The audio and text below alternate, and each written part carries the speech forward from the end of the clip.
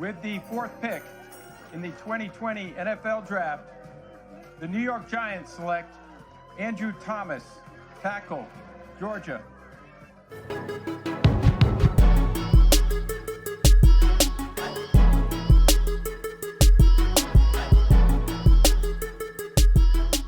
Bonjour à tous, bienvenue sur ce nouveau podcast New York Giants FR, le podcast des Giants en français. Moi c'est Plax et je suis avec Thiergo. Comment ça va Thiergo ? Eh bah écoute, ça va super bien, on a de nouvelles recrues et j'ai hâte d'en discuter. Et on sort de cette draft, enfin un événement sportif, alors qu'on vient d'apprendre qu'il n'y avait plus de Ligue 1 jusqu'à la fin de la saison, c'est terrible, on ne sait plus quoi se mettre sous la dent, mais heureusement, la draft était là. Avant de commencer, je vous rappelle les réseaux sociaux pour nous suivre sur Twitter, c'est @NYGiantsFR, et pour suivre Thiergo, c'est @Thiergo, THIERGOW, c'est super compliqué à chaque fois. En fait, c'est pas ça, je peux pas juste dire @Thiergo, ça, tu vois, ça coule pas de source quoi, de trouver le Non, Twitter. c'est vrai que j'ai pas choisi le plus simple. Bon, voilà, ok. Alors, ce qu'on va faire en fait, c'est qu'on va prendre les picks dans l'ordre. On va pas besoin de se prendre la tête pour ce podcast. On va faire comme ça. Juste avant de parler des picks, moi, j'ai écouté la conférence de presse de Gettleman et Joe Judge. Est-ce que tu as écouté un petit peu ? Alors, pas Gettleman, j'ai écouté Judge qui reste toujours très précis dans ce qu'il y a. Enfin, tu sens vraiment qu'il n'a pas envie de trop donner, quoi. Et il nous a ressorti quand même pas mal d'éléments par rapport à ses picks qui rappellent sa première conférence de presse en tant que head coach des Giants. Hein. Il cherche des joueurs avec des bases solides, qui sont versatiles, qui sont intelligents, qui ont envie d'apprendre. Bon, c'est des éléments de langage, mais c'est sûr que on sent quand même qu'il est content de cette première draft et il y a de quoi.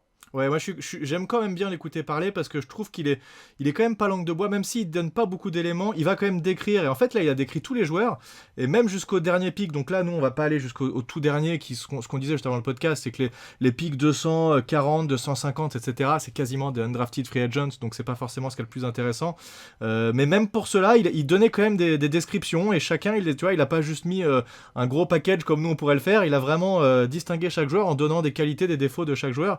Et j'ai trouvé ça intéressant et effectivement cette donc versatility en anglais qu'on peut traduire plutôt par polyvalence plutôt que versatile en français. C'était du franglais là. C'est le mot d'ordre un peu de ces picks que fait Joe Judge et Gettleman aussi, parce qu'en fait on peut les prendre en tandem. Hein. On a l'impression vraiment qu'ils ont avancé main dans la main là-dessus et c'était ce qu'on se posait comme question et au dernier podcast et on a vraiment l'impression que Joe Judge presque est passé devant Gettleman à la limite dans ses choix de draft. Et donc la polyvalence faisait partie des mots d'ordre.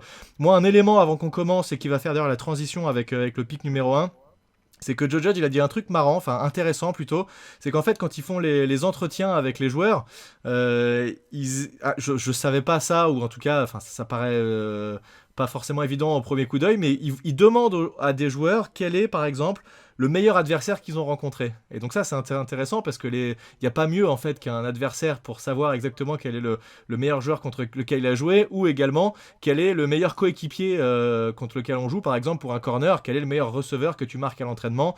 Voilà, donc ça j'ai trouvé ça vachement intéressant et donc ça faisait partie des critères de sélection pour lesquels qui sont rentrés en compte pour le pick numéro 1, donc qui est Andrew Thomas, donc le choix numéro 4, qui était un peu une surprise parce que c'est vrai que pendant longtemps Andrew Thomas il a été le choix phare, c'était le O-line qu'il fallait récupérer pendant cette draft, et puis on a l'impression que petit à petit il n'est pas passé au second rang parce qu'il était toujours dans les 4 gros O-line qui revenaient souvent, mais il n'était pas en numéro 1 et je pense que c'est un peu le combine qui a joué.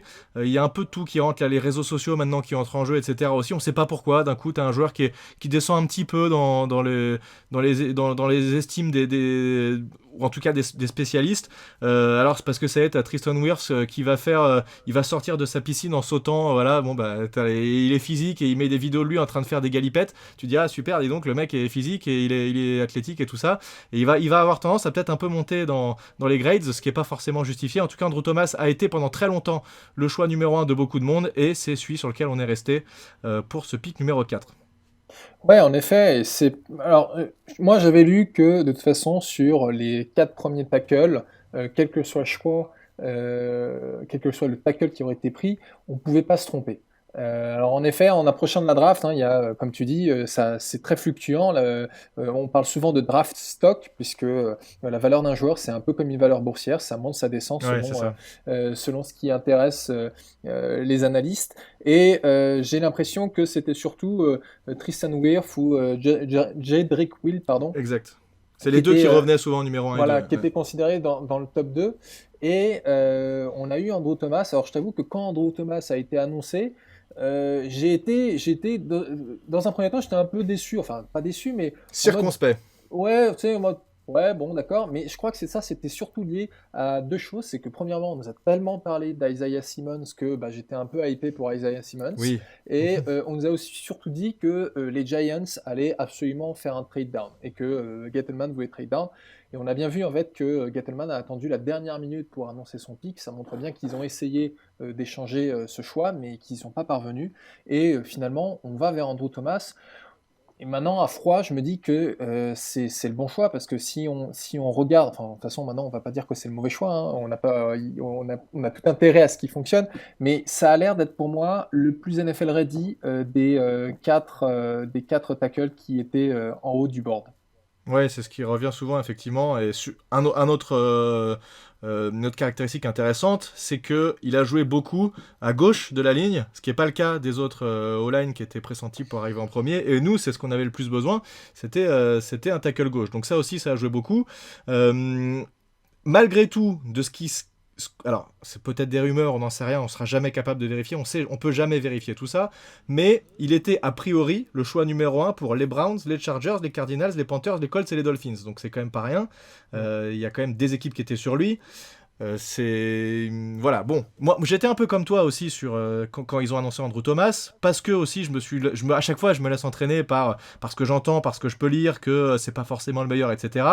Mais au moment où ils ont annoncé le choix, je me suis rappelé de l'an dernier ce qui s'était passé avec Daniel Jones et je me suis dit ne te laisse pas avoir, ne déprime pas tout de suite, réfléchis, prends ton temps et regarde ce qui se passe. Donc c'est pour ça aussi qu'on a décidé de pas faire ce podcast le soir même de la draft ou le lendemain, mais de prendre un peu le temps de regarder, de se reposer. C'est jamais bien de réagir comme ça dans le vif, il faut toujours prendre un peu le temps de prendre un peu de recul et c'est ce qu'on a fait. Moi honnêtement pour l'instant je suis de ce que j'ai pu voir et en prenant du recul, je suis très satisfait et je vais te donner mes raisons et la raison principale. Donc j'en ai donné une qui était le fait que c'était un tackle gauche, pardon. La deuxième, c'est que c'est sûrement le tackle qui a joué dans la conférence la plus relevée et il a dominé beaucoup de monde, notamment des joueurs comme Julian Okwara et K'Lavon Chaisson qui est parti lui également au premier tour. Et ça, je trouve que c'est très important parce qu'un joueur qui joue très bien contre des équipes faibles, bah, peut-être que le mec est très bon, mais c'est plus dur de s'en rendre compte. Par contre, un joueur qui joue très bien contre des joueurs très bons, bah là, je trouve que ça veut dire vraiment quelque chose. Il a joué contre Josh Allen aussi, hein, qui a été drafté. Effectivement, mais c'était l'année d'avant, tout à fait. Voilà, donc l'année d'avant. Il y a une vidéo très marrante où il l'envoie voler. Je l'avais mis sur Twitter, j'ai fait des petits threads vidéo et il l'envoie paître. C'est trop marrant. Moi, ça m'a bien fait rigoler cette vidéo. Mais oui, mais voilà, mais en fait, c'est ça justement. Ça rejoint ce que tu disais tout à l'heure sur Joe Judge qui interrogeait chaque joueur sur quel était leur adversaire le plus coriace, le plus difficile. Quand on voit justement des gars comme Josh Allen, Chaisson et compagnie, tout ça c'est la SEC, c'est l'une des conférences les plus relevées, si ce n'est la plus relevée du niveau universitaire. Donc ça montre bien en fait que Thomas, alors peut-être il va peut-être pas être capable de dominer Khalil Mack tout de suite, mais en tout cas il a le niveau pour être efficace en NFL. Il y a bien entendu des choses à améliorer, mais moi, ce qui m'a beaucoup plu, enfin, tu vois, ne serait-ce que d'un point de vue philosophique, c'est, certes, on n'a pas un playmaker, mais on a drafté à chaque fois un playmaker sur sur les années précédentes avec Saquon Barkley et Daniel Jones. Ces gars-là, ils n'ont pas pu produire parce qu'il leur manquait une ligne. Avec Andrew Thomas, on est en train de leur apporter ça. Alors, c'est peut-être pas un pick sexy, mais c'est un excellent run blocker. Et il se débrouille en pass block. Donc, je ne sais pas s'il sera tout de suite left tackle, mais en tout cas, il s'est joué côté droit puisqu'il a passé sa première saison sur le côté droit. Il s'est joué des deux côtés. Alors la première question que je vais te poser, là, si t'es le coach, qu'est-ce que tu fais? Alors évidemment, tu l'as pas encore vu jouer, il n'y a pas eu les entraînements, etc. Est-ce que tu estimes qu'il peut pas être meilleur que Nate Solder à gauche actuellement? Pour me mettre à gauche. Là, tu dis que tu le mettrais pas à gauche. Moi, mon avis, je te le donne tout de suite, c'est je pense qu'il peut pas être moins bon que Nate Solder dans tous les cas. Donc, je le mets à gauche direct. Et Nate Solder, soit je le fais sortir, soit je le mets à droite. Écoute, moi, je pense que je commencerai la saison avec Nate Solder comme left tackle parce que ça va être sa troisième saison à ce poste-là. Il a quand même de l'expérience. Il a eu une mauvaise saison, certes l'année dernière. Il a fait un peu son mea culpa, donc j'ai envie de lui donner sa chance, hein. Mais en effet, si après 2-3 matchs, je vois que ça fonctionne pas, je commence à essayer Andrew Thomas côté gauche. Pourquoi pas essayer aussi, avant d'arriver justement à la saison régulière, d'avoir une petite compétition en faisant prendre à Andrew Thomas des first team reps, hein, donc de s'entraîner vraiment avec les gars qui sont amenés à être titulaires pour voir s'il se débrouille mieux que Ned Solder ou pas, hein. Après, je ne sais pas trop si Ned Solder, lui, serait capable d'être efficace côté droit, parce que qui dit mettre Thomas à gauche, c'est il faut bien mettre Solder ailleurs sur la Ouais, ligne. il a déjà joué à droite aussi, hein. Ouais. Ouais, Parce que bon, il 20 a la- millions, 20 millions pour rester sur le banc, ça fait un peu mal, Ah hein. ouais, c'est le problème. Bah, c'est le souci qu'on avait. C'est pour ça qu'on a dit qu'il partirait pas à l'intersaison. C'était que il coûtait encore cher et qu'on était obligé de le garder malheureusement. Moi, je vais rester sur Andrew Thomas à gauche et peut-être Solder à droite. Mais en tout cas, ce qui est sûr, et tu as parlé de compétition, ça, il n'y a aucun doute. Il y aura de la compétition parce que vu le nombre de O-line qu'on a drafté, aucun doute, il y aura de la compétition. On a même fait venir pendant l'intersaison. Donc voilà, moi, je trouve que c'est ce qui manquait des années précédentes, c'est que tu avais des mecs qui arrivaient, même s'ils n'étaient pas très bons, ils étaient quasiment sûrs d'être titulaires parce qu'il y avait peu de compétition à leur poste. Et là, cette fois-ci, c'est terminé, c'est le meilleur joueur va jouer. Et il a redit encore, il n'y a pas de depth chart à l'heure actuelle, il va falloir gagner sa place. Et j'espère bien qu'Andrew Thomas va pouvoir la gagner rapidement. Un élément intéressant aussi qui était indiqué, c'est que Thomas, il a eu, donc forcément, on pouvait pas voir les joueurs avec le virus actuellement, mais il a eu des calls avec Gettleman, avec Jason Garrett, avec Marc Colombo, le coach de la O-line, via Zoom, et ils ont beaucoup échangé avant la draft, et donc en fait, ils prennent un mec aussi pas uniquement sur ce qu'ils regardent sur les vidéos, mais aussi pour la personnalité du gars, et c'est quelqu'un forcément qui leur a plu à ce niveau-là. Ouais, ouais, ils l'ont sondé, en effet, c'est un bon signe qu'il il ait fait un zoom avec pratiquement toute l'organisation des Giants. Mm. Et puis, enfin, d'ailleurs, impliquer son coach de position qui va être en fait la personne avec qui il va passer le plus de temps, je trouve ça vachement bien, puisque Colombo, c'est ça, Marc j'oublie déjà Colombo, son ouais, c'est le coach de la Marc O-line. Colombo, Ouais. bon, arrive dans une nouvelle équipe, connaît pas encore les joueurs. Il va être en charge de former l'une des pièces les plus importantes de cette équipe, puisque protéger le quarterback, c'est quand même pas anodin. On dit souvent que quand on draft un quarterback, l'étape d'après, c'est de lui trouver des armes. Non, Mhm. l'étape d'après, c'est de s'assurer qu'il reste debout. Et puis là, c'est ce qu'on fait avec Andrew Thomas. Donc, si côté personnalité, que l'équipe est convaincue qu'ils ont face à eux quelqu'un d'intelligent qui vont pouvoir coacher, on ne peut que s'en réjouir, hein. Et puis aussi, un autre point qu'on peut citer, c'est le fait qu'il soit vraiment durable. Je crois qu'il n'a jamais été blessé puisqu'il joue depuis qu'il est freshman et il a Exact. fait 3 saisons pleines en SEC comme titulaire. Donc ça aussi, c'est un énorme point positif. C'est exactement ce que j'allais te dire et je voulais qu'on retienne ce chiffre. Il en est à 41 starts de suite et on retiendra ce chiffre parce que j'en annoncerai d'autres derrière et tu vas voir que ça va être assez marrant et qu'on va retrouver un pattern assez régulier sur tous les joueurs qu'on a sélectionnés. Donc Mais voilà, du coup, 41 starts de suite, c'est pas rien. mais voilà, mais du coup, alors là, on a plein de bonnes choses à dire à propos de Thomas. Si on devait quand même retenir du négatif, parce qu'on cherche la petite bête, Mhm. quelles seraient pour toi les faiblesses, ou en tout cas les points d'amélioration pour Andrew Thomas? Je sais pas vraiment. J'ai pas trop de réponse à cette question-là. Si toi tu as un peu regardé ce côté, il y en a forcément, mais c'est pas vraiment ce que j'ai été chercher. Et alors, ouais, Donc moi, enfin, au final, c'est pas mon ancienne expérience de left tackle qui parlera, hein, mais j'ai lu deux, trois choses sur Internet. Et puis, en fait, ce qui est marrant, c'est que quand tu lis un scouting report d'un autre, alors j'ai vu ça pour un autre joueur, Darnay Holmes, dont on parlera peut-être ouais, tout à l'heure. ouais, J'ai ouais. vu un scouting report qui disait qu'il avait une super vitesse et un autre qui disait qu'il était pas assez rapide. Donc, comme quoi, tu vois Bah déjà un peu tout évidemment, mais ça c'est normal. mais voilà, mais en tout cas, il y avait un truc que j'ai souvent lu, c'est qu'il avait un peu tendance parfois à être trop agressif Mhm. et perd un peu son équilibre. Il y avait aussi d'autres critiques qui étaient faites, mais que j'ai un peu plus de mal à analyser sur la tape. Mais en effet, je crois qu'il y a un élément sur lequel il faudra bien travailler avec lui, c'est sa capacité à ne pas se foncer tête bêche dans la mêlée, puisqu'il y a parfois des moments où tu le retrouves par terre parce que, hop, tu as le defensive lineman qui a réussi à l'esquiver et là, il se retrouve par terre, les Ouais, quatre pattes en l'air. Donc ouais. voilà, bon, ça c'était vraiment histoire de dire que on est bien conscient qu'on n'a pas le prospect parfait, qu'il y a des choses à améliorer, mais en tout cas, moi, ce qui me plaît beaucoup chez lui, c'est qu'il est manifestement, en fait, c'est que c'est un choix sûr. Par rapport à un Mekhi Becton qui apparemment aurait un potentiel plus élevé que Andrew Thomas, mais un peu plus brut au niveau de talent, Andrew Thomas est un choix sûr et on a besoin de ça.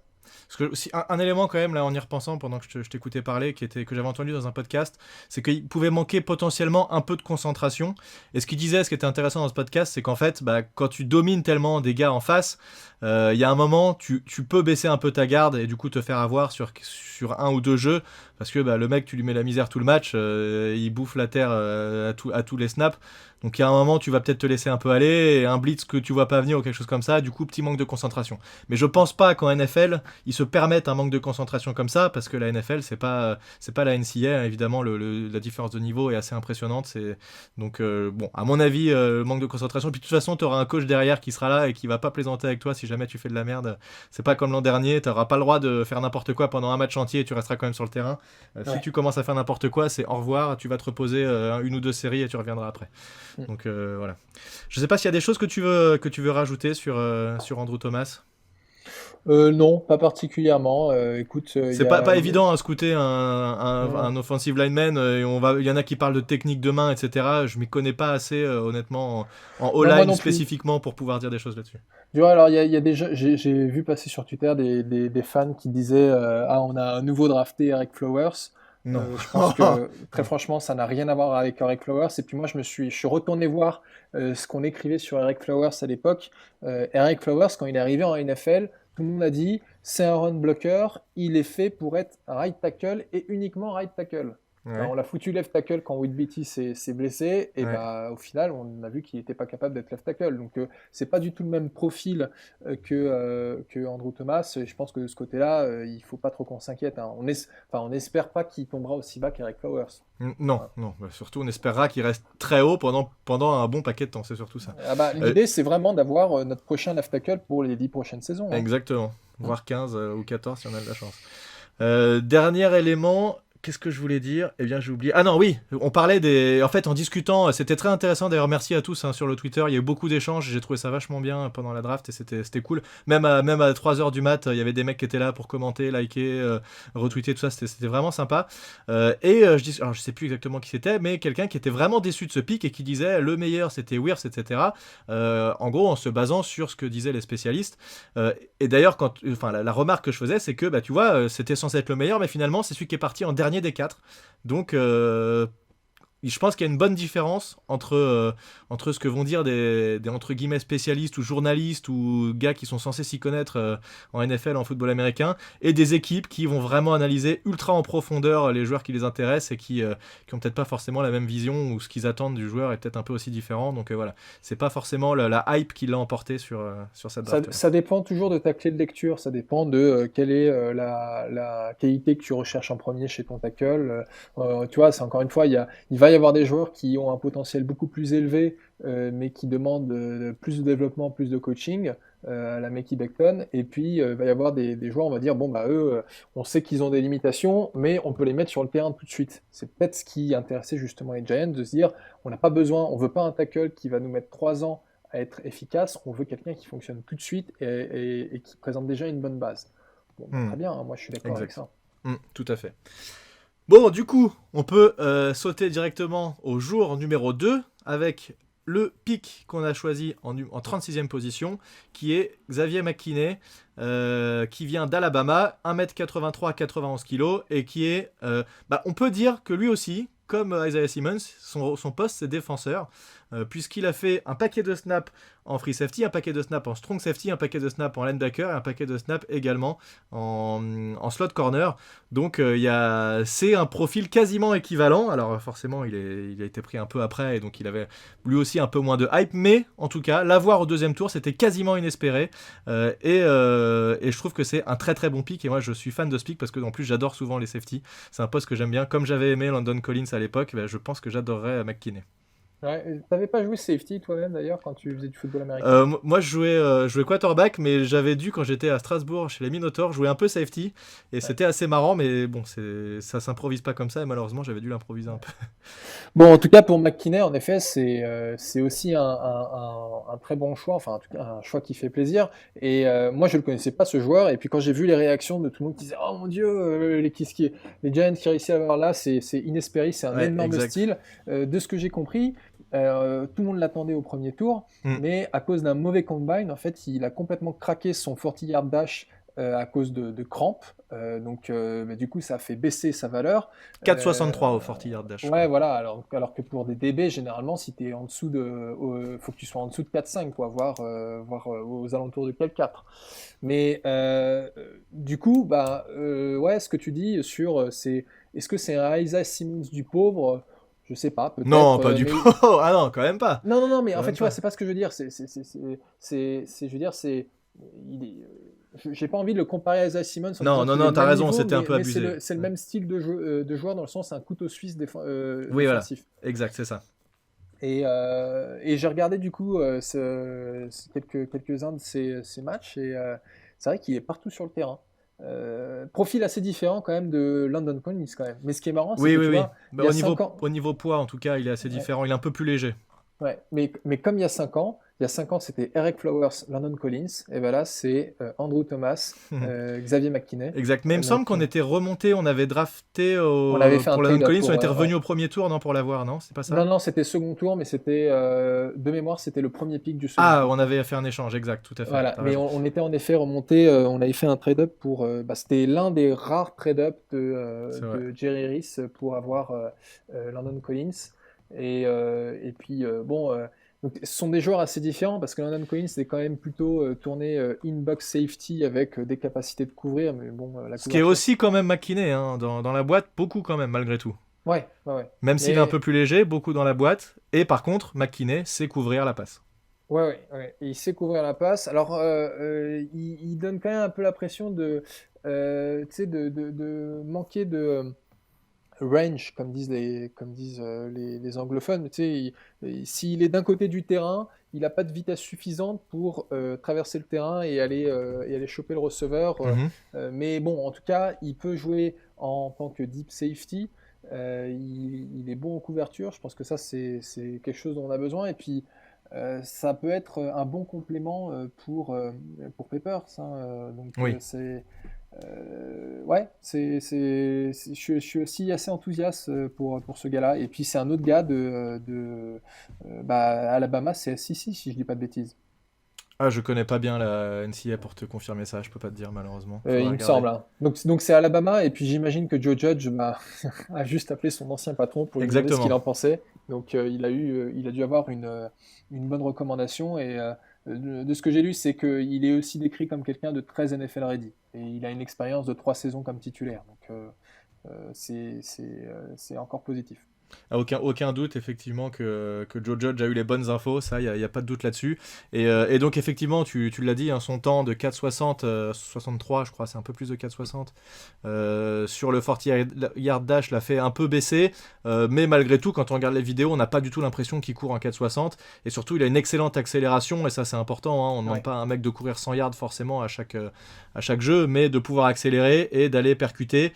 Et donc, voilà, son mètre 83, c'est pas le joueur le plus grand, Mm. mais malgré tout, il est physique et il aime ça, il aime frapper. Et moi, c'est ce que j'adore. C'est pour ça que j'adore souvent les strong safety parce que c'est des mecs qui sont bien physiques et j'aime bien voir des gars cogner sur le terrain, surtout quand c'est de ton côté de la balle. Donc ça fait toujours plaisir. Alors moi, ce que j'ai remarqué avec ce gars-là, c'est que manifestement à Alabama, il était un peu en charge de couvrir tout ce qui était swing pass, Mhm, les screens, les bubble screens, des trucs comme ça. mhm, Et il y a eu notamment une action où c'était je sais plus quelle équipe c'était, mais en gros, c'est la position, c'était 2e et 2 yards.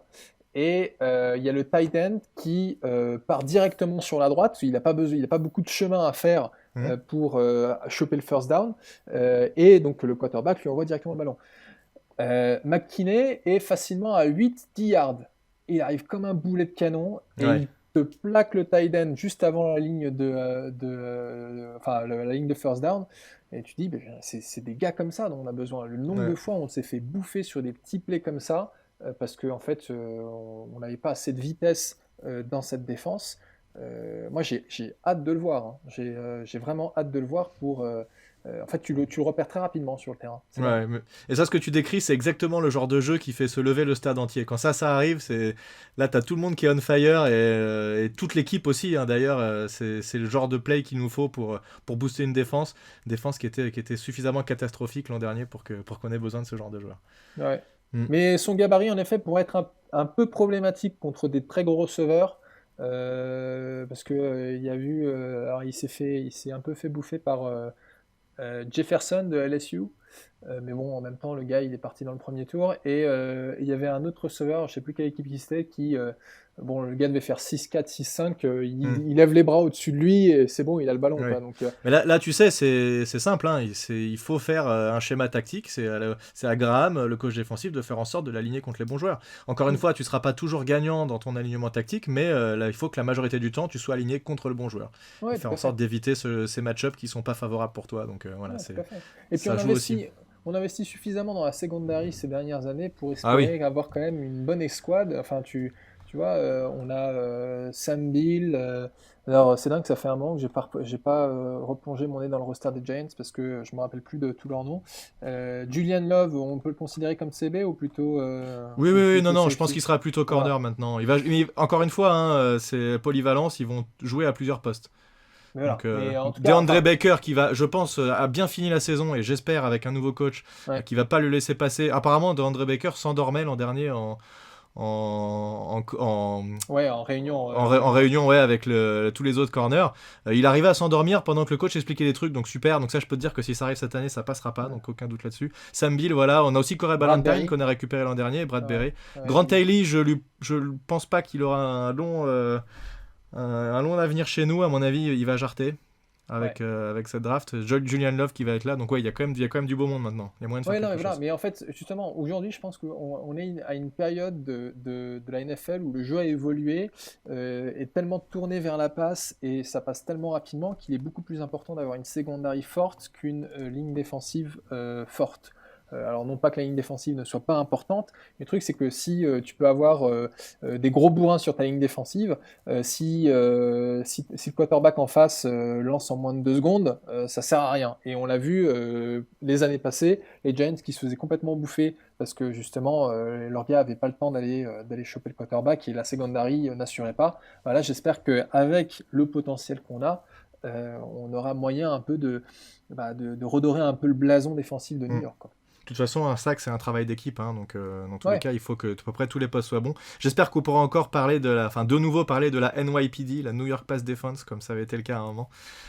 Moi, j'aimais bien ce petit surnom, ça me faisait bien marrer. Bon, le choix suivant, au tour 3, le pick numéro 99, c'est Matt. Alors, Peart ou Pert, j'ai entendu les deux, je sais pas exactement ça se dit.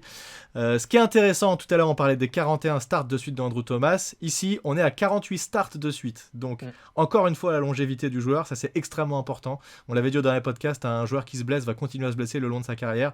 Un joueur qui a une bonne longévité, c'est un atout vraiment énorme. Ce qui revient souvent sur lui, c'est qu'apparemment il a les bras les plus longs de la draft. Donc pour un tackle, puisque lui il joue tackle droit plutôt, c'est une caractéristique intéressante. C'est un joueur qui a développé, évidemment. Je pense pas qu'il soit starter dès le début, mais en tout cas pendant la saison, on sait jamais ce qui peut se passer, donc c'est important d'avoir un bon remplaçant, et dans les années à venir, ça devrait être un tackle droit pour l'avenir. Ouais, il a manifestement pas mal d'upside.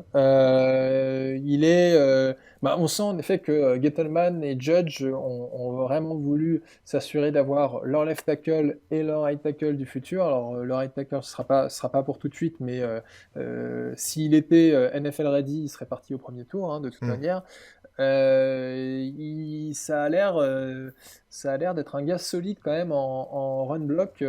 Je sais pas si tu as vu l'interview qu'il faisait avec Sean O'Hara, David Deal et Bob Papa. Non, j'ai pas regardé. Où en fait, il explique que lui, ce qu'il adore, c'est pouvoir faire bouger un type contre sa volonté, l'emmener à un endroit où il veut pas. Donc, Ouais. et tu sens, alors j'ai pas vu beaucoup de vidéos de lui, mais tu sens qu'il y a de la puissance et qu'il y va. Alors apparemment, il est pas très musclé au niveau des jambes, donc Ouais, ce serait des c'est ce trucs que j'ai lu aussi, ouais. Ouais. à bosser. Et puis bah, qui dit talent brut dit que va y avoir un sacré boulot de coaching à faire. Donc bon bah. En tout cas, il a aussi dit un truc que son lineman préféré chez les Giants, c'était Will Beatty. Parce qu'en Ah bon? fait, ouais, parce que Will Beatty était le premier lineman. Alors, je sais pas si j'ai bien compris, parce que j'ai Ah, de écouté, Yukon, ouais, peut-être, de qui venait de la même. Yukon D'accord. à être drafté en NFL.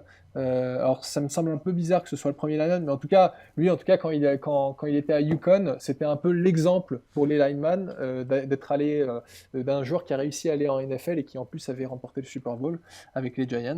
Donc, c'était un peu son idole, même si on sait que Will Beatty, il n'a pas fait long feu en NFL. Non, ouais, s'il pouvait être un peu meilleur que lui, moi ça m'irait bien. Du coup, ce que tu dis effectivement sur le poids, j'ai aussi entendu ça un peu, qu'il doit peut-être prendre un peu de muscle, etc. Honnêtement, ça m'inquiète pas. Je sais pas ce qu'ils ont en NFL, ils doivent avoir des pilules magiques, mais t'as des mecs, ils disparaissent 2 mois pendant l'intersaison, ils reviennent, c'est Hulk, quoi. Moi, je me rappelle de Christian McCaffrey, qui est le mec, c'était un gritos. Il arrive la saison d'après, putain, mais tu dis, mais qu'est-ce que c'est que ce mec? Qu'est-ce qu'il a mis dans ses bras, quoi?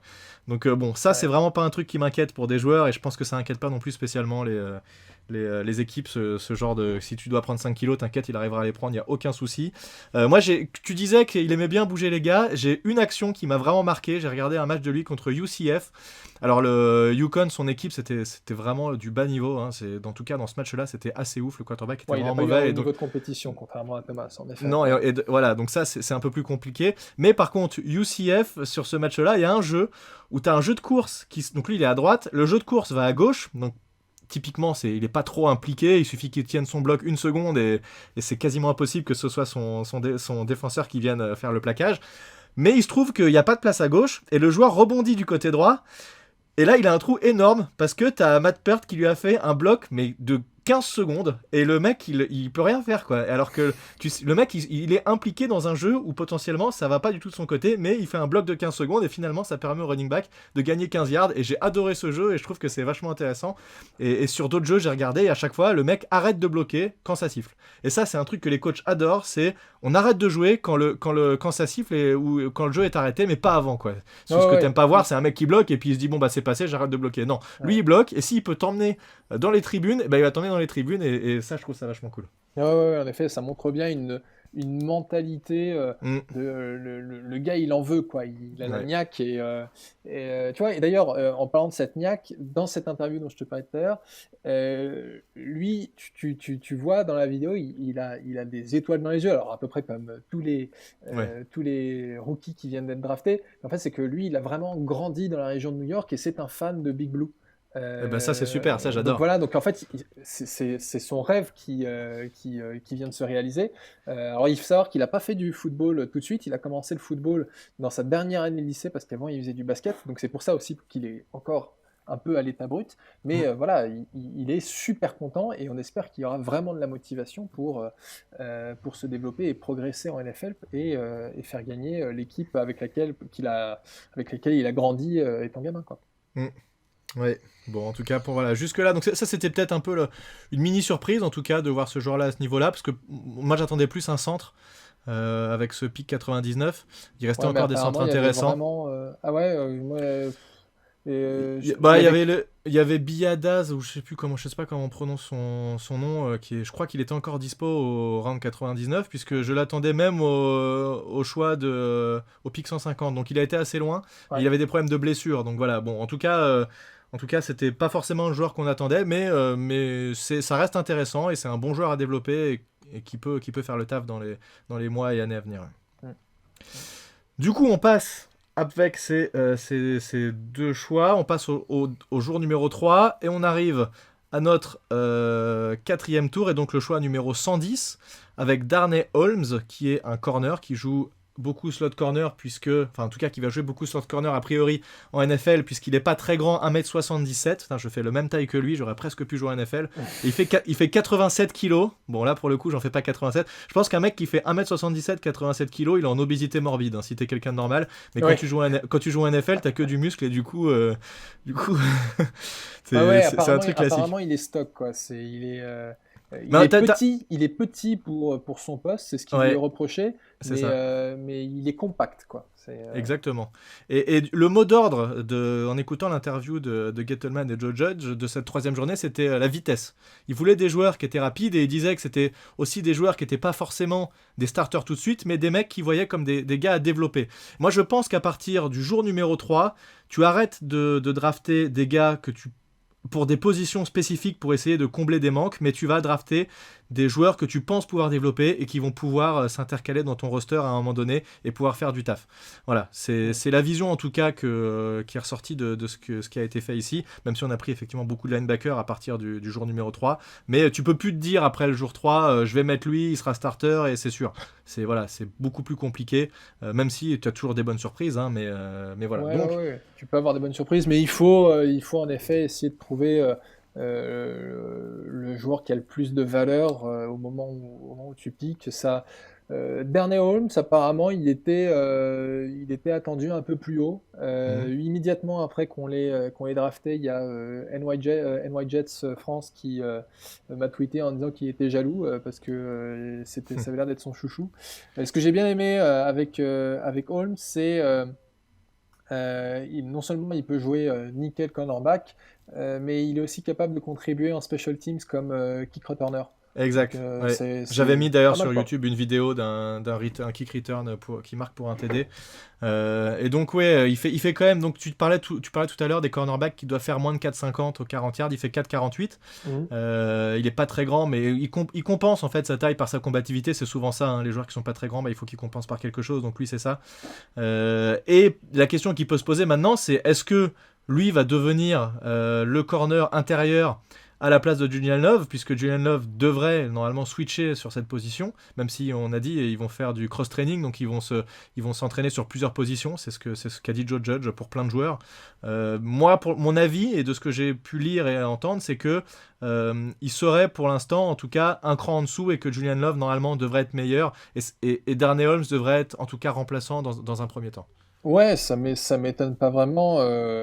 Julian Love a quoi? Bah là, ça va être sa 3e saison en NFL. Donc Non, deuxième, il était rookie l'an dernier. Ah oui, pardon. Donc, bon, tu vois, il a au moins ça pour lui. Il sait déjà ce que c'est que de se préparer à un match NFL. Donc, il a l'expérience. Il a aussi, à mon avis, un meilleur gabarit que. Il mesure combien, Julian Love? Non, mais justement, j'étais en train de regarder s'il y avait une grosse différence. Holmes est à 5,10 et Love est à 5,11, donc ça se vaut. Hein.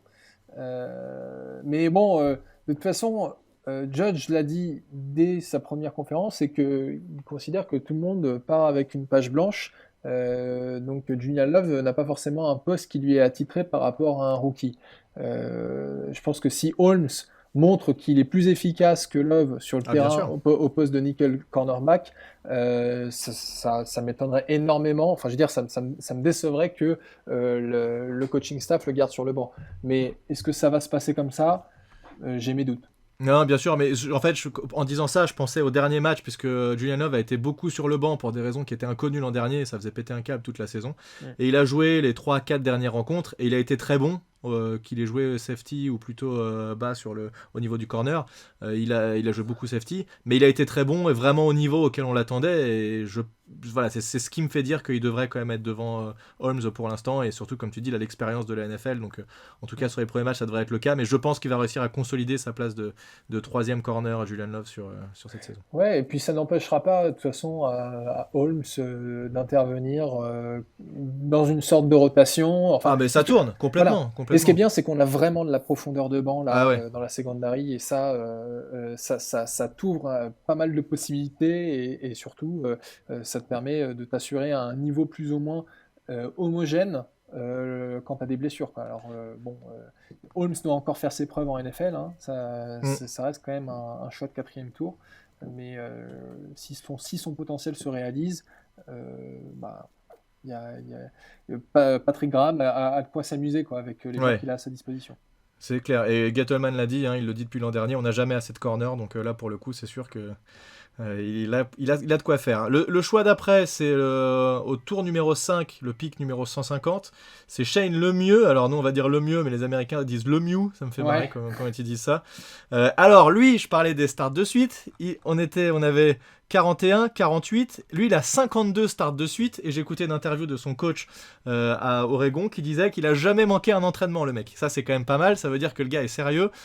Il joue principalement garde, mais ce qui est intéressant, et c'était le compte Oregon France là, qui m'avait dit ça, c'est qu'il avait joué un peu centre, et moi ce que j'ai surtout trouvé, c'est qu'il s'était beaucoup entraîné. Je sais pas s'il a joué, mais en tout cas il s'est entraîné, et donc ça, Joe Judge l'a aussi confirmé, il va faire du cross-training entre garde et centre, donc est-ce que ce sera... Je pense pas qu'il va arriver centre tout de suite, mais est-ce qu'ils l'ont pris en se disant c'est une potentielle acquisition qui va pouvoir jouer centre dans les années à venir, puisqu'on n'a pas de centre pour l'instant qui est confirmé en tant que starter. C'est très possible parce que c'est un joueur qui a l'air complet, puissant, agressif. Enfin, c'est typiquement le genre de mec qu'aime Gettleman, donc c'est tout à fait possible. Ouais, justement, alors tu vois, quand Judge a dit qu'il pouvait jouer centre, moi ça a tout de suite fait penser à un de nos anciens joueurs, Rich Seubert, qui était left guard, comme justement comme le mieux. Et au moment où en fait O'Hara était blessé, Seubert faisait un peu le centre remplaçant. Donc je me suis dit, tiens, ça se trouve, ça va peut-être être ça au début, on verra. Mais en tout cas, moi ce que j'aime bien avec ce 5e pick, oui c'est ça, on est bien au 5e, c'est qu'on a vraiment, là pour le coup, les 4/5e de la ligne qui sont renouvelés. On a eu Willer Hernandez quand on a drafté Barclay, la même année que Barclay. Là, on a Thomas, Peart et Lemieux. Donc là, il y a des trucs. Alors par contre, justement, ce dont je m'interroge, c'est Hernandez, il a commencé comme left guard. Alors est-ce que ça veut dire qu'on va être Lemieux côté droit parce que sinon, côté droit, aujourd'hui, c'est qui c'est encore un no-name OL. Non, attends, je sais même plus. Ah non, je te dis n'importe quoi. Mais non, mais non, c'est Zeitler. Kevin Zeitler, un no-name. Kevin Zeitler, un no-name, c'est notre meilleur O-line. J'ai bugué aussi, je savais plus qui c'était du coup. Mais tu vois, Zeitler a 30 ans. Hein, donc Zeitler, on va peut-être en tirer mais attends, encore, O-line, ça joue au moins jusqu'à 35 ans. Ouais, non, mais tu vois, 2-3 bonnes saisons et puis après on verra bien, on va pas l'enterrer tout de suite, mais en tout cas le mieux va pas arriver titulaire tout de suite, mais c'est intéressant de l'avoir dans l'équipe puisque tu sais jamais, les blessures ça arrive à n'importe quel moment, donc si ton remplaçant c'est une merde, tu peux rien faire quoi. Mais ça a l'air d'être en tout cas il a l'air d'avoir les atouts qu'il faut pour jouer comme run blocker. Il a des bras un peu courts, je lui fais pas trop confiance, il a pas l'air d'être un peu fébrile en pass protection. Mais c'est un guard, donc on n'attend pas de lui une mobilité aussi grande qu'un tackle. Un bon projet à développer, encore une fois. Généralement, les O-line, de toute façon, ce qu'ils préfèrent, c'est la course, parce que c'est là où ils peuvent vraiment rentrer dans l'art de leur adversaire, alors que t'es plutôt... on va pas dire attentiste en pass protection, mais tu recules un peu pour protéger ton QB, c'est un peu différent. Sur la défensive, exactement. Tout à fait. Voilà. Ensuite, le choix suivant, c'est un linebacker, le premier d'une longue liste de linebackers, Cam Brown de Penn State, avec le choix 183. Pas grand chose à dire là pour le coup. De ce que j'ai vu, c'est qu'il avait un bon range, comme tu disais tout à l'heure. C'est un sideline to sideline linebacker, donc il est capable de couvrir beaucoup de terrain. Ça, c'est assez intéressant. Il n'est pas extrêmement rapide, mais ça reste correct. Lui aussi, il est un petit peu léger. C'est une critique qu'on peut faire. Mais encore une fois, ça m'inquiète pas trop pour la NFL. Ils vont faire ce qu'il faut, un petit haricot magique et c'est parti. Là, je t'avoue que j'ai pas regardé de tape sur ce gars-là. J'ai vu ce qui s'est créé sur lui. Il a l'air d'avoir un peu de mal en couverture de zone et faut pas trop lui faire confiance pour plaquer un gars dans l'open field. De toute façon, comme on l'a dit tout à l'heure, hein, là on n'a pas forcément drafté des gars qui vont être titulaires tout de suite. Je pense qu'il va d'abord devoir faire ses preuves en special teams pour montrer qu'il mérite sa place dans l'équipe. Et puis après on verra. Là on arrive clairement sur des pics de futurs remplaçants en NFL. Celui d'après c'est Carter Coughlin. qui vient de Minnesota. Donc là, on arrive au round numéro 7, le dernier round, avec le pick numéro 218. On n'ira pas beaucoup plus loin que ça. J'ai regardé un peu des vidéos sur lui, parce que son profil m'intéressait quand même un peu. Donc il joue outside linebacker ou edge, il va beaucoup au blitz. Il a fait pas mal de sacs dans ses stats, mais j'ai remarqué que ces sacs, c'était souvent des sacs, tu sais, où il amorce à l'extérieur, et puis il y a un changement, il croise avec un de ses défenseurs, et il se retrouve à aller à l'intérieur, et ça souvent en NCA, en niveau collège, ça passe parce que les O-line sont moins bonnes, elles arrivent moins à s'adapter, et du coup tu as le garde ou le centre qui, le mec arrive un peu caché, le voit pas, et souvent ça passe et ça donne un sac. Donc c'est souvent comme ça qu'il a fait des sacs, c'est pas souvent en prenant le meilleur sur son adversaire sur l'extérieur. Donc voilà, c'est du sac gratuit que je trouve moins intéressant que vraiment un sac où en 1 contre 1 le mec va faire le taf. Ouais, une chose que j'ai remarqué, que j'ai retenu en tout cas quand on a annoncé le pick, parce que le 3e jour de la draft, je suis tombé sur le stream pile à ce moment-là. Les analystes étaient justement en train de dire que c'est un joueur qui est extrêmement intelligent, qui a une intelligence sportive assez élevée, qui lui permet de se mettre au bon endroit. C'est pas forcément le plus fort et le plus rapide, mais en tout cas, il a une bonne analyse de jeu. Ça peut être utile, tu vois, moi ça me fait pas encore pour faire un parallèle avec un autre joueur sans dire que c'est la même chose. Chase Blackburn était comme ça. Je pensais à lui, exactement. Voilà. Ouais. Blackburn, c'était clairement pas un élite linebacker, ça ne l'a jamais été, mais par contre en special team, mais qu'est-ce qui était bon. Et c'est quand même un gars qui nous a chopé une interception au Super Bowl contre Gronkowski au Super Bowl 46. Donc rien que pour ça vaut une carrière, ça. Ouais, voilà. Mais donc en fait, Carter Coughlin, je vais garder un œil sur lui, puisqu'il y a l'un des 2 podcasts là que je sais plus lequel, je crois que c'est Big Blue Banter, où il y avait l'un des analystes qui disait qu'un de ses potes supporte Minnesota, et lui a envoyé un texto tout de suite en disant j'aime pas Minnesota, mais il a détruit notre équipe l'année dernière, donc il se fait un peu remarquer. Et pour ceux qui se demandent, aucun lien avec Tom Coughlin. Oui, c'est vrai que c'est marrant. Ouais. Je m'étais dit ça aussi. Et du coup, après les 3 derniers picks, donc moi je vais pas m'attarder là-dessus, sauf si tu as quelque chose à dire. Il y a 2 linebackers et un corner, donc Brunson. Ensuite, un autre joueur de Minnesota, Williamson, en corner. Et Tay Crowder, qui est le dernier joueur sélectionné de cette draft, avec le pick numéro 255, le fameux Mister Irrelevant de la draft. Voilà, donc beaucoup de linebackers. Et ça, ce qui est intéressant, c'est qu'encore une fois, c'est au niveau compétition, ça va être intéressant. Parce que je trouvais c'est un poste sur lequel on était toujours léger, donc on n'a pas drafté un linebacker haut, mais on a plutôt compensé par une grosse draft de nombreux linebackers, donc ils vont pouvoir se tirer la bourre et essayer de sortir le meilleur d'eux-mêmes pour potentiellement peut-être que l'un de ceux-là va réussir à récupérer une place de starter. Il y a de quoi faire, donc on sait jamais. Il faut espérer en effet que dans cette masse de joueurs, on arrive quand même à tirer 2-3 pépites. Surtout que même si dans notre escouade de linebacker on a un peu investi avec Kyler Fackrell, Blake Martinez, il y a quand même des positions qui on est quand même meilleur que l'an dernier, ça je pense. Mais bon, et puis en plus on ne sait pas vraiment encore quelle défense, si ça va vraiment être une défense hybride que Patrick Graham va mettre en place. Joe Judge a quand même annoncé qu'ils allaient jouer avec beaucoup de linebackers, donc c'est pas étonnant. Donc il va y avoir justement, tu vois, limite, j'ai pas envie qu'il y ait Hard Knocks chez les Giants pour si, moi j'ai envie. Non, mais en fait, c'est justement, je trouve que ça perturbe ton équipe quand il y a ça. Mais t'as trop envie. Moi, je rêve que de ça. Je me dis que ce serait la bonne année pour avoir un knock chez les Giants, justement. Oh là là, qu'est-ce que j'aimerais que ce soit chez les Giants. J'en rêve, quoi. C'est vraiment le truc que j'ai envie de voir, c'est un hard knock chez les Giants. Après, il y a une espèce de série un peu similaire sur Amazon Prime, sur Prime Video, pardon. Ils avaient suivi les Panthers il y a 2 ans, je crois, et c'est pas vraiment en mode insider comme ça pendant la pré-saison, c'est plutôt sur la saison entière, mais ça pourrait être aussi intéressant. Plus il y a de contenu des Giants, moi plus ça me plaît, donc dans tous les cas je prends quand même. Après ensuite on a les undrafted free agents, donc là bon il y en a eu un paquet, ça sert à rien qu'on en parle 10 000 ans. Par contre moi celui qui combien de temps ils vont rester. Oui, sûrement pas très longtemps là, pour la plupart, mais il y en a quand même un moi que j'ai bien aimé, c'est un undrafted free agent qui est Austin Mack, un wide receiver d'Ohio State, pardon. J'ai fait un petit thread vidéo sur lui parce que j'ai trouvé des vidéos assez intéressantes et des très très belles actions, notamment sa grosse caractéristique moi que je trouvais, c'était que il était capable d'encaisser les chocs après la réception et de faire preuve d'une énorme concentration, et tu m'as un peu refroidi en disant qu'il avait été beaucoup blessé, donc là j'étais un peu déçu, je t'en voulais un peu de m'avoir tweeté ça, je t'avoue. Désolé de briser tes rêves, mais c'est Ouais. juste qu'en effet, il y a quelqu'un qui expliquait comment ça se fait qu'un gars aussi bon Mais sorte ouais, undrafted. Et en effet, il y a forcément une raison.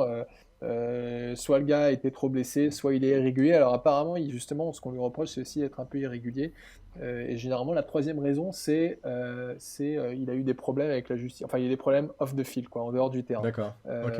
Ça a pas l'air d'être son cas, heureusement. Mais ouais. Parce qu'il fait des actions qui sont vraiment Ouais, c'est c'est impressionnant impressionnant. quoi. Tu te dis, mais le mec, je le prends en pick 1 quoi. Ouais, non, mais j'ai vu le thread et en effet, c'est pour ça que je t'ai envoyé un petit gif de Victor Cruz qui fait sa salsa parce que Ouais, ça pourrait être justement la pépite de l'intersaison. Ce serait ouf. On Ce verra serait ouf. bien justement pour la pré-saison qui se démarque. Hein. Ouais, ce serait Donc, très intéressant. Et puis du coup, à Ohio State, il a joué avec Dwayne Haskins et je me suis amusé. Je m'excuse platement. Je m'amuse à embêter Non, faut le pas contre Haskins s'excuser, France en l'embêtant à chaque fois. Le pauvre, il me dit, oh, c'est bon, arrête de me faire chier avec lui. Et du coup, ce que j'ai dit, c'est qu'il avait pas envie de retourner jouer pour son quarterback et qu'il préférait jouer pour Daniel Jones. Je pense pas que ça se passe comme ça. Je pense pas qu'il ait le choix entre différentes équipes. Peut-être, hein, on sait jamais. Mais bon, c'était plus pour rigoler qu'autre chose. Mais Donc, ouais. Bon, en tout cas, tu vois, si je dois retenir un truc de cette draft de manière plus globale, c'est que on a vraiment, enfin, Gettleman a voulu renforcer à deux endroits où on était clairement faible l'année dernière, la oui. ligne offensive et l'arrière de la défense. Et il l'a pas fait à moitié. Non, Il il y l'a allait pas fait à à fond. moitié. On lui reproche d'ailleurs, il y a des gens qui disent ah, on aurait dû prendre un edge rusher, ah, c'était une draft où il fallait prendre un receveur. Alors, déjà, je pense qu'un receveur, Ouais. on en a suffisamment, on pouvait s'en Je passer. pense qu'il y a ce qu'il faut. Oui, on peut s'en passer. Voilà. Et puis, un edge rusher. Alors, petite info, on a récupéré Marcus Golden pour un truc que je ne connaissais pas, c'était une free agent tender. C'est une sorte d'offre spéciale qui fait que Marcus Golden reste un free agent et si d'ici le 5 juillet, je crois, personne ne lui a fait d'offre, les Giants... De plus que 5,2 millions de dollars, il me semble. Il y a un montant. Ah, c'est pas juste n'importe quelle offre. Et ben Il faut voilà, que ce donc, soit du coup, plus il qu'une est certaine obligé, somme. il est obligé de jouer pour les Giants à ce prix-là. Donc, ça se trouve, on va peut-être récupérer Marcus Golden, qui nous avait fait Ouais. une bonne saison l'année dernière. Et on a aussi Kyler Fackrell et on a Oshane Jimenez qu'on a tendance à oublier, mais c'est un mec quand même qui en jouant peu l'an dernier a quand même fait 4 sacs et demi, donc Ouais. faut pas l'oublier ce mec-là. Moi je pense qu'on peut quand même miser sur lui la saison prochaine. On a deux X-Men d'ailleurs, je sais pas si t'as remarqué. Oui, exact. Je me suis dit ça aussi quand j'ai vu Voilà. McKinley. Xavier. Ouais, il l'appelle On va l'appeler le Xavier en X-Men, donc ouais, je me suis dit qui va garder le titre. Ouais. Mais Lui c'est Xavier et l'autre c'est Jimenez avec un X, donc oui ça fait 2 avec un X, ouais, c'est vrai. ouais, donc voilà, mais tout ça pour dire qu'en fait, même si on n'a pas investi dans les edge rushers, on a de quoi faire avec ce qui est déjà dans le roster. On a un centre de la ligne qui, pour moi, est très puissant. Hein. Ah là il n'y a pas à y Très, toucher, très on a ce bon. qu'il faut, c'est Voilà. sûr. On a re-signé, enfin, il y a, comment il s'appelle? Leonard Williams a signé sa franchise tender, donc il va être payé 17 millions. Alors c'est marrant parce qu'il a signé et tout de suite après il a décidé de poursuivre la NFL, de faire une procédure auprès de la NFL pour être qualifié de defensive end et non pas defensive tackle. Parce Voilà, pour que 2 forcément, millions, ça va, il va pas nous chier Ouais. un truc là, c'est Mais pas très grave. Hein. non, mais faut espérer d'ailleurs qu'on le signe long terme avant le début de la saison, Oui, ça permettrait de libérer un exact. peu de cap. Ce serait Mais bien. bon, voilà, tout ça pour dire que notre front seven, quand même, certes, on n'a pas Clowney, mais on a des joueurs qui pourraient être productifs. Exactement. Et du coup, sur moi, il y a 2-3 petits trucs que j'ai discuté qui sont un peu en dehors des Giants. Il y a un truc marrant aussi pour les Giants aussi, c'est qu'on a signé un running back autrichien. T'as vu ça? Sandro Platzgumer. Ouais. Il y a 4 mecs qui sont venus d'Europe. Non, un mec d'Australie, je crois, et 3 mecs d'Europe.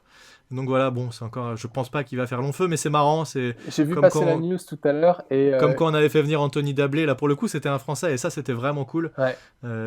J'aurais vraiment aimé que, t'imagines, un Français qui vient et il aurait été chez les Giants, ça aurait été ouf.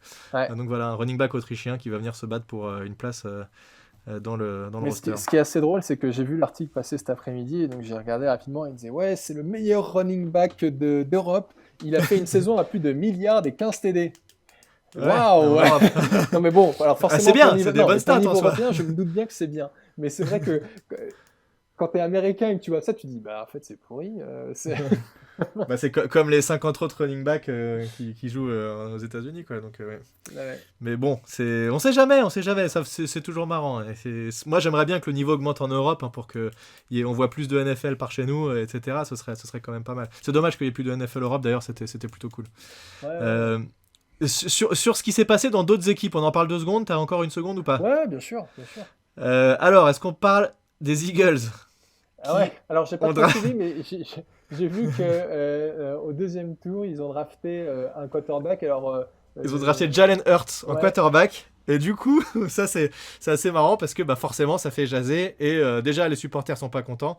Mais j'imagine que dans l'équipe ça va faire parler aussi, forcément. Oui, mais attends, est-ce que franchement, alors je comprends un peu le désarroi des supporters qui disent ah comment c'est pas possible, mais il n'a jamais terminé une saison, Carson Wentz. Enfin, il a des os en verre. Ça m'étonne pas en fait que l'équipe essaie de voir si elle peut avoir une meilleure solution ailleurs. Ouais, mais drafté en tour 2, c'est quand même haut, quoi. Ouais, C'est ça le truc. ouais, mais Est-ce que c'est tour 2 ou tour 1? Non, ça doit non, être c'est tour 2, au tour numéro 2. mais comme je te dis, Carson Wentz, il tient pas une saison. Donc au bout d'un moment, on va arriver au stade. Je pense que l'équipe est un peu en train de voir d'ici Carson Wentz, il arrive à la fin de son contrat quand? L'année prochaine ou l'année d'après? Enfin, il va y avoir une négociation pour le prolonger. Je pense que Howie Roseman, il s'est dit, bon, je vais me prendre un backup plan. Comme ça, si Wentz me coûte trop cher ou s'il est encore pété de partout, parce que c'est ce qu'on disait il y a quelques podcasts, c'est que bah, quand tu as un passif de joueurs blessés, généralement, tu t'améliores pas après. Ouais. Donc ça lui laisse des options. Donc ouais, ça choque les fans, je comprends. Bah, si cette année t'as encore la même chose et que Wentz il finit pas la saison et qu'il se blesse en plein milieu de saison, je pense qu'ils seront bien contents. Là, ils se diront ah oui, effectivement. Mais du coup, ce serait très mauvais pour Wentz parce que là je pense que c'est ça. Si cette saison encore il fait pas une saison à 100% et qu'il joue tous les matchs, ça va être dur pour lui, quoi. Ouais. Donc, alors après, Mais en tout cas, ça a fait parler chez eux et moi ça me fait toujours rigoler je sais qu'il y pas ait ce des qu'il histoires chez vaut, les Eagles. Jalen Hurts. Je sais qu'il y avait pas mal de hype autour de lui, mais Qui avait un peu diminué aussi, pareil, au fur et à mesure. ouais. Et il y a pas eu des comparaisons avec Lamar Jackson? Ah, Ou peut-être. je confonds Je avec sais un autre pas. joueur? Il y a un autre quarterback où ils avaient dit ça, c'était pas Jalen Hurts, mais ça reste un quarterback mobile, etc. malgré tout, hein, donc voilà, mais de toute façon, personne sera Lamar Jackson avant un paquet de temps, je pense, en tout cas au niveau mobilité. Après, les Eagles, ils ont aussi chopé un wide receiver au premier tour qui n'était pas du tout celui attendu, hein. Ils avaient la porte ouverte sur tous les receveurs et ils ont pris Jalen Reagor, donc voilà, là aussi, les fans des Eagles se sont dit merde, pourquoi on n'a pas été voir ailleurs. Du coup, par contre, les Cowboys, eux, Ouais. ils font bien chier parce qu'ils ont pris CeeDee Lamb. En plus d'Amari Cooper, ça va être compliqué. Il va falloir se battre pour couvrir parce que ça risque d'être assez violent, hein. Écoute, Ça, c'est- Amari Cooper, il a les poches un peu pleines en ce moment, il risque d'être plus lent sur le terrain. Non, mais j'en sais Il se rien. balade avec ses J'en sais rien, billets. mais j'espère que du coup, il va se reposer un peu sur ses lauriers maintenant. Mais ouais, Sinon, CeeDee ça risque Lamb, de faire mal, hein. J'avais vu quelques highlight reels, quelques highlights du joueur, il est impressionnant. Ouais. Mais- Ouais, est-ce que c'est lui il y a une vidéo qui a tourné où il récupère assez violemment le portable des mains de sa copine, là, tu l'as vu ça? Ah non, j'ai pas vu. Tu sais, ils sont filmés dans leur salon pendant la draft et il a 2 téléphones portables, bon, pour une raison que j'ignore, mais. Et à un moment, sa copine en prend un dans sa main et il la récupère en mode non, tu oses même pas me prendre mon téléphone portable, quoi. Et la vidéo a pas mal tourné et lui, il a commenté par-dessus ça et tout, donc c'était assez Non, marrant. j'ai pas vu, mais Il bon. me semble que c'est lui. En tout cas, ce pic-là, je pense que c'est un joueur très talentueux et qui va nous poser pas mal de problèmes. Donc c'est pas plus mal qu'on ait renforcé notre secondary. Notre secondary, exactement, ouais. Après, j'ai pas vu les autres pics. Et pour les Redskins, je me rappelle plus de qui ils ont pris. Bah, les Redskins, ils ont pris Young en numéro 2. Ah oui, bah oui, je suis bête. Non, Faut non, pas les m'en Redskins, faut pas m'en vouloir. Le confinement, au bout d'un moment, je m'aère plus le cerveau et donc c'est au on ralenti. en ce on moment. t'en veut pas, t'inquiète pas. Mais ce qui serait cool, pour le coup, ce serait qu'on ait Thomas en garde gauche et que contre les Redskins, ça se batte assez violemment. ça pourrait être un bon duel. Ça serait intéressant de voir ça en tout cas. Là, on saurait si notre nouveau tackle gauche vaut quelque chose. Ouais. Et je te cache pas que quand le pick des Redskins est arrivé, j'espérais qu'ils fassent un trade down pour que Chase Young tombe à nous. Ça n'est pas arrivé comme on le sait. Moi, je sais pas, j'étais pas confiant sur. En fait, je me posais même la question à un moment, est-ce que si j'avais le choix, je prendrais pas plutôt Isaiah Thomas que Chase Young? C'est peut-être complètement con ce que je vais dire. J'ai lu d'autres. Je te confirme que c'est complètement con. Non, mais j'ai vu, comment on dit sur Twitter déjà, quand c'est une opinion qui est pas unpopular opinion, un truc comme ça. J'ai vu ça et le mec disait ça. Bon. Ouais, en tout cas, peut-être si t'as plus besoin d'un certain joueur, voilà, ça peut jouer. Bon, on verra la carrière qu'il va avoir. Hein. En effet, il était peut-être surhypé, mais... Comme tu l'as dit, hein, mettre des notes 2 jours après la draft en disant lui il a fait une bonne draft, il a pas fait une bonne draft, on n'en sait rien. Tant que le mec a pas mis un pied sur un terrain, ça se trouve le gars, il va se claquer pendant la pré-saison et on le verra jamais et carrière terminée. Donc bon, on sait jamais. Il pourrait avoir un début de carrière à la Clowney justement. Clowney qui est ultra hypé quand il est arrivé en NFL et tout le monde s'est dit il va dominer et en fait on l'a pratiquement pas vu. Alors ça veut pas dire qu'il est mauvais mais il a certainement pas été au niveau auquel on l'attendait avant qu'il débarque en NFL. Ça c'est clair. Et sinon un dernier pick qui a fait pas mal parler aussi, c'est les Packers qui vont sélectionner Jordan Love, un quarterback au premier tour. Alors ça, à mon avis, Aaron Rodgers, il l'a pris très mal et déjà qu'apparemment il est pas facile à vivre Aaron Rodgers. On va voir ce qui va se passer du côté des Packers, puisque globalement, en plus, apparemment, ils ont fait une mauvaise draft. Je connais pas spécialement leur effectif et je sais pas exactement ce qu'ils ont fait, mais bon. Les fans des Packers pour l'instant sont en dessous de tout. Et Rodgers aurait dû s'y attendre. Hein. Il est arrivé en NFL comme ça, donc on lui fait le même coup. Hein, et puis bon. Après... Mais il commence à être un peu vieux, Rodgers, hein, malgré tout. Donc, alors de toute façon, il y a 2 solutions. Soit il se surpasse et il arrive à le maintenir 3 ans sur le banc, un peu comme l'a fait Brett Favre avec Rodgers il y a 15 ans. Soit ça va pas et puis il ira terminer sa carrière ailleurs. Mais bon, je pense pas que Rodgers ait grand chose à craindre pour le moment. Non, pas tout de suite, c'est sûr. Mais bon, voilà. En tout cas, c'est des équipes où il y a un quarterback qui est censé être plus ou moins établi. Ça fait toujours parler quand tu prends un quarterback au premier ou deuxième tour. Et apparemment, ça a fait jaser parce que tu vois, j'ai vu passer des tweets. Il y avait tout un débat sur le fait que le coaching staff des Packers a dit Rodgers va être le mentor de Jordan Love. Et les gens... Il a dit hors de question. Il a dit hors de question. Et Manning avait dit pareil. Hein. Mais oui, mais voilà, justement, le débat était autour de ça en disant, mais en fait, pourquoi est-ce que les gens s'insurgent sur le fait que Rodgers dise ça, alors que Eli a dit exactement la même chose et tout le monde a trouvé ça normal. Parce qu'Eli, c'est classe, tout ce qu'il fait, c'est classe. Bah oui, exactement. Mais alors après, il y a peut-être aussi des circonstances qui sont un peu différentes. Eli était de toute manière en train d'aller clairement vers la sortie, tandis que Rodgers, a priori, c'est pas pour tout de suite. Mais moi, ça ne me choque pas que un quarterback qui est installé n'ait pas envie de préparer sa succession. Enfin, il n'est pas là pour former son remplaçant, quoi. Donc, c'est ça. Après, t'as pas besoin d'être spécialement un mentor. Le mec, il suffit de regarder ce que tu fais, comment tu te prépares, etc. pour prendre un peu, s'inspirer un peu de ce que tu fais. Ça veut pas dire qu'ils vont pas se parler et qu'ils vont pas. Au contraire, ils peuvent très bien être potes, mais ça veut pas dire que en fait, Rodgers, pour faire plaisir à Love, va rester 2 heures de plus après l'entraînement pour l'entraîner sur son jeu de jambes. Non, c'est pas son rôle, il est joueur, il y a un coach pour exactement. ça. Exactement, tout à fait. Bon, on arrive à la fin du podcast. Est-ce qu'il y a quelque chose qu'on a oublié ou est-ce qu'on est bon? Il y a juste un petit truc qu'on pourrait voir. Alors, je te prends un peu au dépourvu parce qu'on disait tout à l'heure. Mince, je me suis pas préparé. Tu disais tout à l'heure à juste titre qu'on note pas une draft 3 jours après qu'elle ait eu lieu, mais par contre, on peut noter la draft qu'il y a eu il y a 3 ans. Alors moi, j'ai déjà fait un peu l'exercice. Je vais te donner les noms. Ah merde. Ah bah non, attends, j'ai plus les noms. Le fail. C'est parce qu'on m'a posé la question il y a pas longtemps, c'était KLM qui posait la question. Oui, exact, je l'ai vu. Et il t'a fait chier avec ça. Il m'a taquiné. Mais j'ai fini par lui répondre. Mais ne serait-ce que Evan Engram, comment est-ce que tu le... C'était il y a seulement 3 ans, Evan Engram? Eh ben, il a fait 3 ans, ouais. Bah, Evan Engram, c'est le problème Carson Wentz, hein, c'est que le mec est très bon, mais le mec est blessé, donc... Malheureusement, ça va pas s'améliorer. Je pense pas que ça va s'améliorer. Donc, mais quand il joue, le gars, c'est un tueur. Voilà. Ouais, bah tu vois, Evan Engram, moi, je lui ai mis un B-, dans le sens où c'est vraiment un titulaire de qualité, mais par contre, pas fiable, quoi. Il y avait Wayne Gallman aussi cette saison. Alors tu vois, donc voilà. Moi, j'aimais bien Wayne Gallman. Ouais. Il est toujours là d'ailleurs pour l'instant. Il est toujours là, mais bon, ça reste un backup. Davlin Tomlinson. Dalvin Tomlinson, bah là tu mets A. Ouais. Moi je mets A. Ouais, perso. ouais, exactement. Attends, Gallman, j'ai pas répondu. Gallman, je mets B. B- aussi, parce que je l'aime bien. Ou B même, presque. Parce que je l'aime T'as bien. été plus générique que moi. Moi, je lui mets un C. Et puis, notre Ouais. troisième tour, c'était Davis Webb. Qui. Davis Webb, bah E. Ouais, voilà. Et puis, Bon, après, on attendait pas. Je pense que c'était plus Ils ont tenté un truc, tu vois. Ouais. Ils ont récupéré le mec, après il était aux Jets. Bon, il a jamais rien fait, ça n'a eux. pas marché. Et puis après, les derniers, ils sont même plus en NFL. Enfin, si, pardon, il y en a un. C'est Bisnowati, Adam Bisnowati, le tackle. Il a été chez nous. Enfin, il est encore chez nous, d'ailleurs, je crois, si je dis pas de bêtises.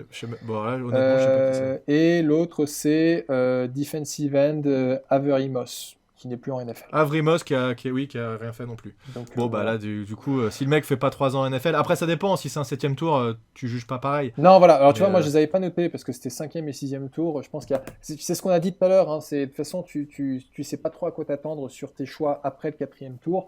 Donc, tu draftes un peu selon le talent en espérant que ça fonctionne. Et puis, si ça fonctionne Et pas, puis tu fais comme les Giants, t'en prends 5 et t'espères que dans le tas, il y en aura un qui va faire le taf. Voilà. Mais c'était la dernière draft de Jerry Rice. 2010. Ok, bon, bah, on notera pareil. Je pense qu'au bout d'une saison, tu peux déjà avoir une idée des notes, mais mettre des notes 2 jours après, ça change pas grand-chose.